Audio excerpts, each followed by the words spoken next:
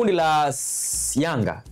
Sawa Kundi la Yanga wapo mabingwa wa karne. Mabingwa wa kihistoria. Wa ligi ya mabingwa barani Afrika. Ahli. Sawa Mbali na Ahli wapo AS FAR Rabat. Kutoka pale Botola Pro. Wanakiwasha kule kweli msimu huu. Sawa Mbali na hiyo wapo JS Kabylie. Sawa Hili ndio kundi la Yanga Afrika. Halafu Yanga Afrika wenyewe wako pale. Sawa.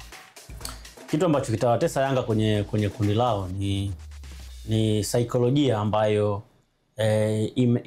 inasumbua timu nyingi za bara la Afrika zikutana na timu kutoka upande wa UNAF, kwa maana ukanda wa haya mataifa ya Kiarabu.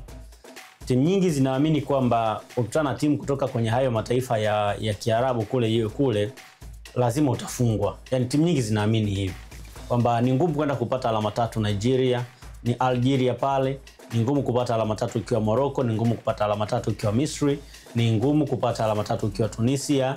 Yaani mataifa mengi yanaamini ni kwamba ni ngumu klabu kwenda kupata alama 3 kwenye hayo mataifa kucheza na klabu moja wapo, kwa sababu ya namna ambavyo hizi timu mara nyingi zinawekeza, lakini pia aina ya matokeo ambayo mara nyingi wamekuwa wakiyapata kwenye uwanja wa nyumbani, ukichagizwa sana na aina ya ushangiliaji wa mashabiki wao. Umekuwa ukitesa timu nyingi sana kutoka kwenye hizi kanda zingine za kisoka kwenye bara la Afrika.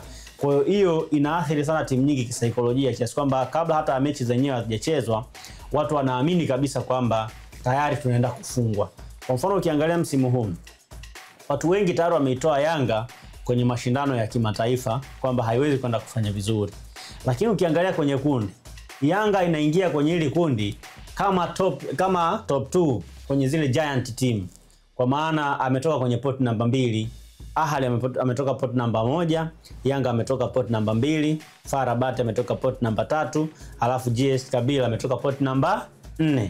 Sasa unajiuliza, timu ambayo imetoka pot namba 2 inaonekanaje kwamba ni dhaifu kuliko timu ambayo imetoka pot namba, yani timu ambayo inatoka pot namba 2 inaonekanaje kwamba ni dhaifu kuliko timu ambayo inatoka pot namba 4? Ni hiyo saikolojia ambayo wanaizungumza sasa. Hii ni Kurasa Mwanzo Mwisho.